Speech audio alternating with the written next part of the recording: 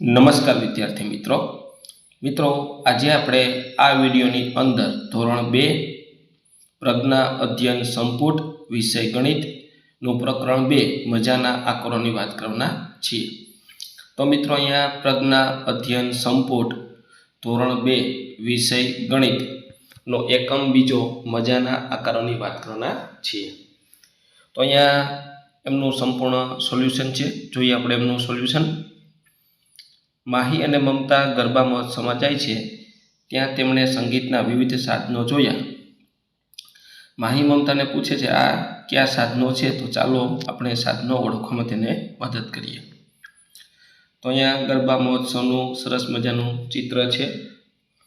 અહીંયા ઘડો છે, વાંસળી છે, પેટી છે, તબલા, ખંજરી, બ્યુગલ, શરણાઈ, ત્યાર પછી દાંડિયા રાસ, કેટલીક મીઠાઈઓ છે, બરફી, લાડુ, રોલ,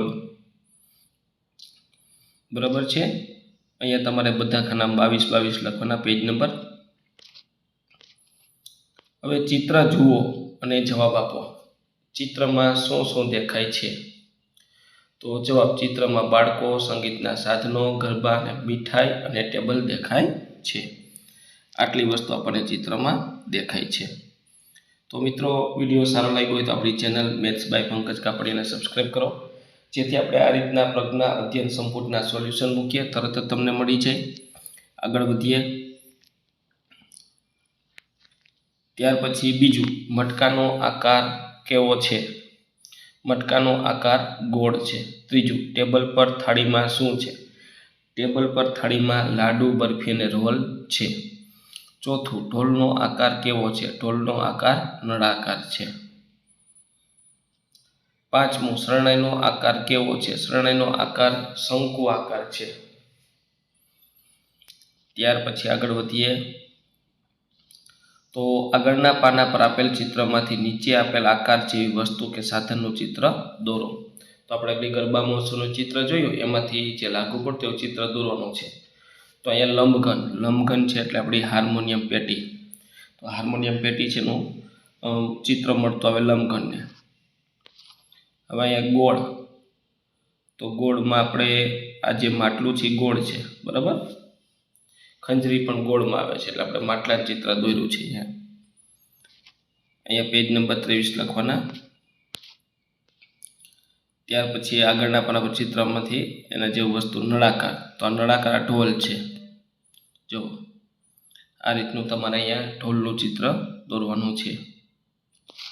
પછી આ સમઘન બરફી, તો બરફી છે એનું ચિત્ર આપણે સમઘન છે। પછી આ શંકુ, તો શંકુ આકારની શરણાઈ છે, તો અહીંયા તમારે શરણાઈનું ચિત્ર દોરવાનું છે અને આ દરેક ખાનામાં પેજ નંબર 24 લખવાના। ત્યાર પછી આપણે અહીંયા ગરબા મહોત્સવમાંથી ઘરે આવી માહી વિવિધ વસ્તુઓના ચિત્ર દોર્યા। હવે તે સરખા આકારની વસ્તુને જોડવાનો પ્રયત્ન કરે, તો ચાલો આપણે તેને જોડવામાં મદદ કરીએ। તો આ મિત્રો ઢોલક છે, ઢોલક કેવું છે? તો કે નળાકાર, જો અહીં નળાકાર છે એની સાથે જોડવાનું છે। જો આ લાકડું છે નળાકાર। પછી આ સુટકેસ એને કિતાબ સાથે। ત્યાર પછી આ પાસો સમઘન છે, તો જો અહીં લાકડાનું છે સમઘન, એની સાથે પેટી જોડવાનું। પૃથ્વીનો દડો, તો એને આની સાથે જોડવાનું। પછી કોણ, એને શંકુ સાથે જોડવાનું, બરાબર। આ સમઘનને તો આપણે વાત કરી હતા પેટી સાથે। આ ચોપડી નાની સાથે, નળાકારને પેલું છે, એ પેજમાં 25 લખવાનું। ત્યાર પછી માહી અને મમતા શાળામાં શિક્ષક પાસે આકાર જાણવા જાય છે। શિક્ષક તેમને નળાકાર, શંકુ, લંબઘન, ગોળો, સમઘન જેવા આકારોના નામ બોલીને ઓળખ કરાવે છે। તો અહીંયા નળાકાર જેવું છે એની સાથે જોડવાનું। જો અહીંયા ડ્રમ અને વાંસળી છે એ નળાકારમાંથી બને। ત્યાર પછી શંકુ જેવું, આ બેલ અને ટોપી એ શંકુ જેવું છે, બરાબર। આ બંને જોડવાનું। ત્યાર પછી આ બેલને શંકુ સાથે જોડવાનું। પછી આ લંબઘન, તો કિતાબ અને પેટી, લંબઘન સાથે કિતાબ અને પેટી જોડવાની છે, ચોપડી અને પેટી। ત્યાર પછી અહીંયા ગોળ, તો ગોળો છે એને આ માટલા સાથે ને નારંગી સાથે જોડવાનું છે।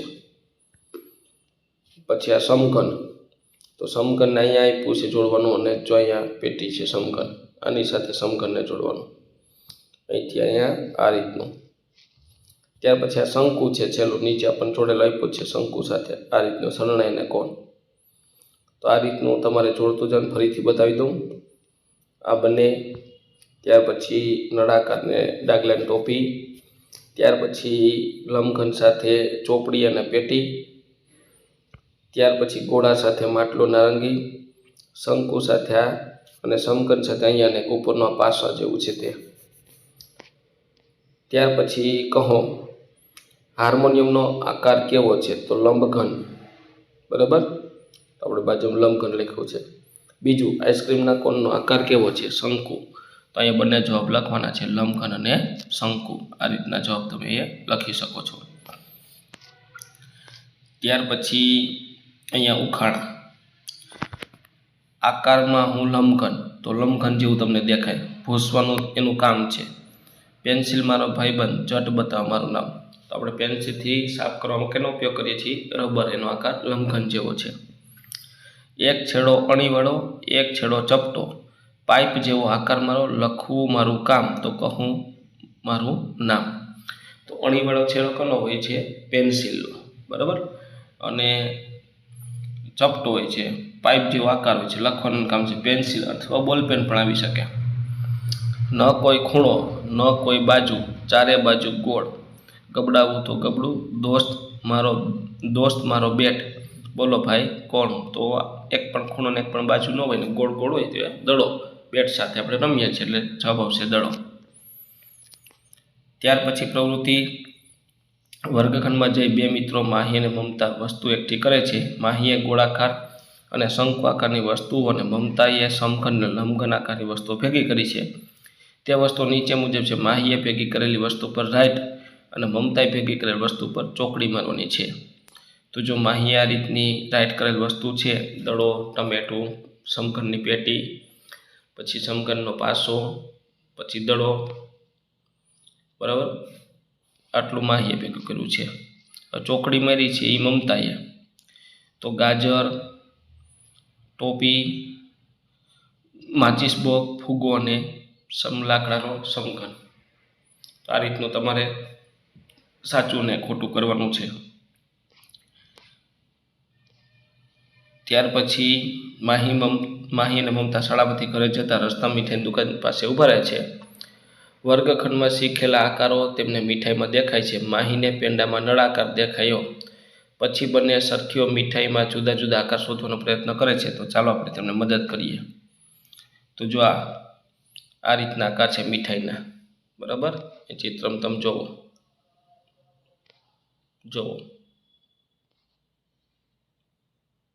આ રીતના આકાર છે મીઠાઈમાં.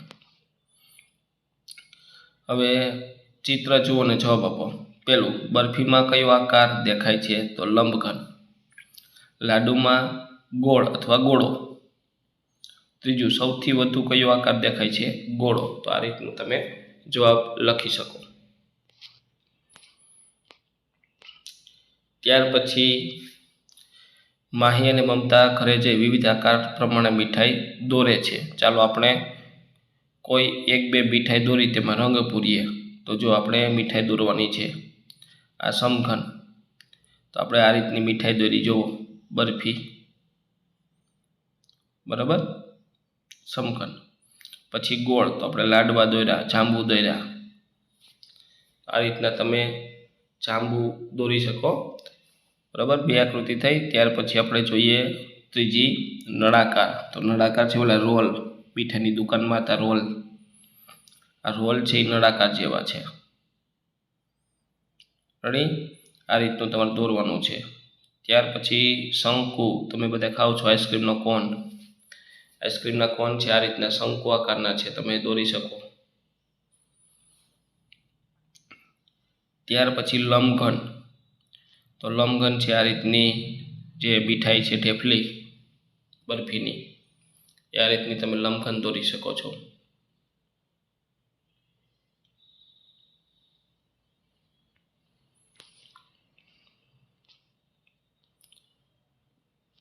ત્યાર પછી ઓળખીએ. તો મિત્રો અહીંયા છે તમને ગિફ્ટનું બોક્સ પેક કરવાનું છે. તમારા વર્ગ શિક્ષક તમને આ રીતનું શીખવાડશે.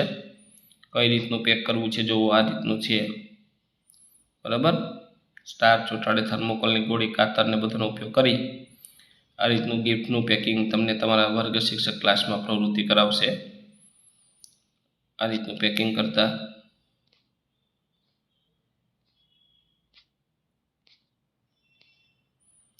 ત્યાર પછી આ પણ પ્રવૃત્તિ કરાવશે.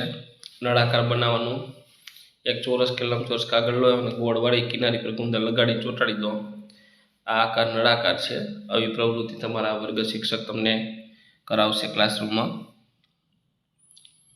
ત્યાર પછી આગળ જોઈએ તો માહીના શિક્ષક વર્ગખંડ દ્વારા આકારના નામ, સપાટી, ધાર અને ખૂણા બતાવી સમજાશે. તો ચાલો આપણે ઉદાહરણ પ્રમાણે વસ્તુઓ જોઈને લખીએ. હવે સમઘન, તો સમઘનનો વસ્તુ, પછી આકાર, સપાટી, ધાર અને ખૂણા. તો સમઘનમાં સપાટી 6, ધાર 12, ખૂણા 8.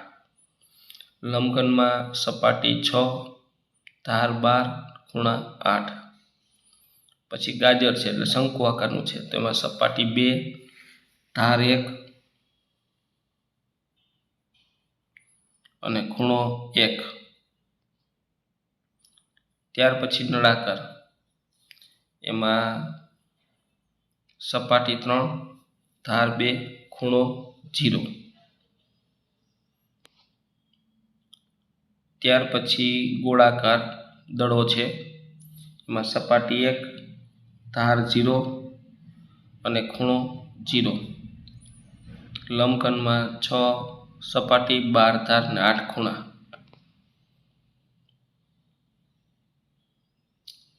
ત્યાર પછી કોણ છે એટલે શંકુ આકાર થયો, 2 સપાટી, 1 ધાર અને 1 ખૂણો. બીજું નળાકાર બોટલ છે, નળાકાર છે, એમાં 3 સપાટી, 2 ધાર અને ખૂણો છે 0 આવશે.